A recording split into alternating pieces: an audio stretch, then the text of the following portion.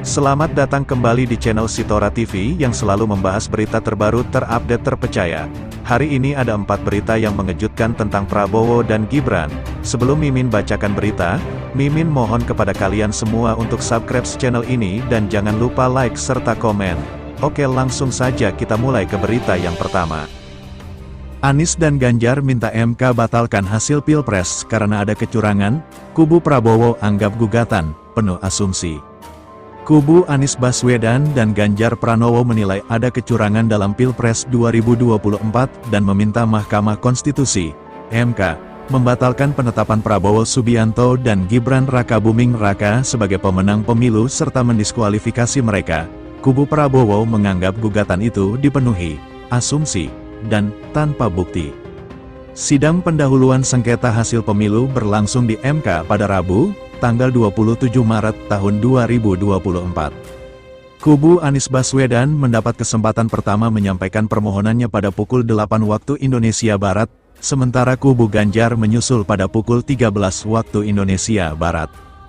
Pada Kamis, tanggal 28 Maret tahun 2024, MK akan mendengar jawaban KPU sebagai termohon, serta keterangan dari pihak-pihak terkait. Setelah itu, pemeriksaan perkara akan berlangsung pada periode 1 tanggal 18 April dan MK diharapkan dapat membacakan putusannya pada tanggal 22 April mendatang. Pemeriksaan sengketa pemilu tidak boleh lebih dari 14 hari kerja, kata Wakil Ketua MK Saldi Isra. Kubu Anies sebut kecurangan demi ambisi Jokowi melanggengkan kekuasaan. Tim hukum Anies Baswedan menyampaikan sejumlah kecurangan yang disebut terjadi di Pilpres 2024, termasuk saat KPU menerima pendaftaran Gibran sebagai Wapres sebelum merevisi peraturan mengenai syarat pencalonan, serta nepotisme Presiden Joko Widodo yang menguntungkan Prabowo Gibran demi melanggengkan kekuasaannya. Pelanggaran lain yang disebut adalah penyalahgunaan program bantuan sosial atau Bansos, keterlibatan sejumlah kepala daerah untuk menggerakkan struktur di bawahnya demi memenangkan Prabowo Gibran, serta intervensi kekuasaan yang membuat MK mengubah ketentuan soal syarat pencalonan presiden dan wakil presiden. Apakah Pilpres 2024 kemarin telah dijalankan secara bebas, jujur, dan adil? Izinkan kami menyampaikan jawabnya. Tidak, yang terjadi adalah sebaliknya, kata Anies saat sidang pendahuluan sengketa hasil pemilu di gedung MK pada Rabu pagi, tanggal 27 Maret tahun 2024. Independensi yang seharusnya menjadi pilar utama dalam penyelenggaraan pemilu, telah tergerus akibat intervensi kekuasaan yang tidak seharusnya terjadi. Karena itu, tim hukum Anies Muhaimin meminta MK membatalkan keputusan KPU yang menetapkan Prabowo Gibran sebagai pemenang Pilpres 2024. Mereka meminta agar Prabowo Gibran didiskualifikasi, lalu KPU menjalankan pemungutan suara ulang tanpa mereka.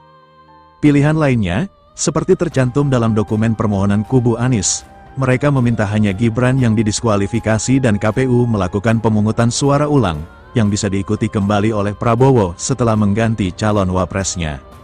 Kabar yang kedua, tim pembela hukum Prabowo Gibran sebut MK dipaksa selesaikan perkara kecurangan TSM. Mahkamah Konstitusi, MK, mulai menggelar sidang perselisihan hasil pemilihan umum, PHPU, pada Rabu, tanggal 27 Maret tahun 2024, dalam sidang di hari pertama, MK melakukan pemeriksaan pendahuluan terhadap gugatan dari pasangan Anies Baswedan Muhaimin Iskandar dan Ganjar Pranowo Mahfud MD sebagai pemohon. Tim pembela hukum pasangan Prabowo Subianto Gibran Rakabuming Raka menilai para pemohon sengketa PHPU memaksa MK menyelesaikan perkara kecurangan terstruktur, sistematis, dan masif, TSM, dalam Pilpres 2024, padahal, MK bukan lembaga yang memiliki untuk menyelesaikan perkara kecurangan TSM.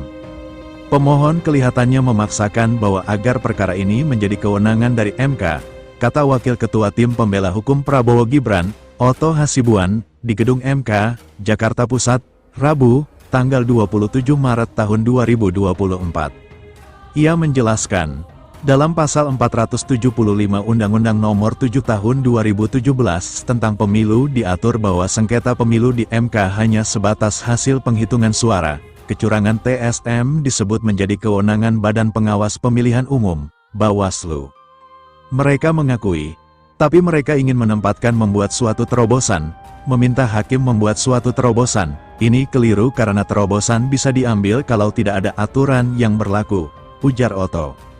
Sementara itu, Ketua Bawaslu Rahmat Bagja mengatakan bahwa yang menjadi kewenangan lembaganya adalah pelanggaran administrasi TSM.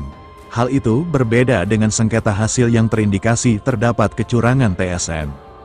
Kalau di MK kan punya standar sendiri, kami juga tidak bisa mengomentari. Kalau pelanggaran administrasi, yang TSM, punya struktur dan juga penggalian terhadap kasus TSM ini dan punya kriteria TSM itu seperti apa, kata dia. Kendati demikian, menurut dia, Bawaslu belum menangani pelanggaran bersifat TSM yang sampai masuk tahap Pilpres 2024. Ia menduga para pasangan calon sengaja untuk membawa dugaan pelanggaran TSM ke MK. Pilpres mungkin nunggunya di MK, bukan di Bawaslu, tapi itu tergantung teman-teman peserta pemilu, kata dia.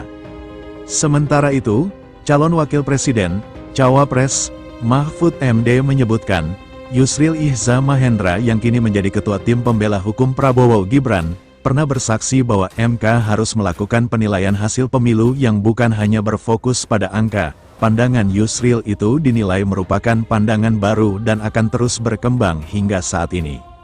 Menjadi MK hanya sekadar mahkamah kalkulator, menurut Pak Yusril, adalah justru merupakan pandangan lama, yang sudah diperbaharui sekarang, kata dia dalam persidangan. Nepotisme Jokowi disebut melahirkan penyalahgunaan kekuasaan, termasuk dengan menggerakkan adik iparnya Anwar Usman sebagai ketua MK untuk mengubah aturan main, agar bisa mendaftarkan Gibran sebagai cawapres serta menggunakan program Bansos untuk memenangkan Prabowo Gibran. Kabar yang ketiga, kutip pernyataan di MK, Mahfud sebut Yusril Mahaguru Hukum Tata Negara. Cawapres nomor urut 3, Mahfud MD mengutip pandangan Yusril Ihza Mahendra dalam sidang perdana sengketa hasil Pilpres 2024 di Mahkamah Konstitusi, MK, Rabu, tanggal 27 Maret tahun 2024. Pada persidangan ini, Mahfud dan Yusril berbeda kubu, Mahfud sebagai pemohon, sedangkan Yusril sebagai pihak terkait. Mahfud mengutip pandangan Yusril saat bertindak sebagai ahli pada hasil sengketa pemilu 2014 silam yang menyatakan bahwa MK harus melakukan penilaian atas proses pemilu tak sebatas pada hasil. Mahaguru Hukum Tata Negara Profesor Yusril Ihza Mahendra saat ikut menjadi ahli pada sengketa hasil pemilu 2014 dan bersaksi di MK pada tanggal 15 Juli mengatakan bahwa penilaian atas proses pemilu yang bukan hanya pada angka harus dilakukan oleh MK. Kata Mahfud. Mahfud menyebut pandangan Yusril itu merupakan pandangan yang senantiasa baru dan terus berkembang hingga kini.